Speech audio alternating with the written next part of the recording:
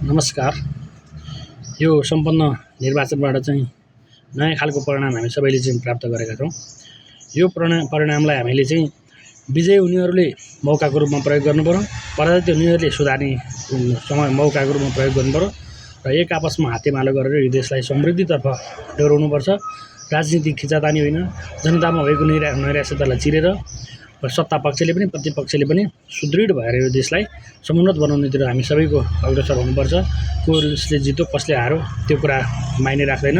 लोकतन्त्रमा हारजित सामान्य कुरा हो, तर राष्ट्र सबैभन्दा ठुलो कुरा हो।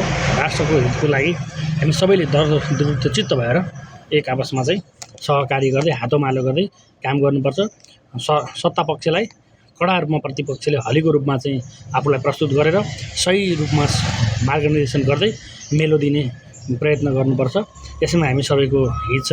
जय नेपाल, जय देश, जय नेपाल।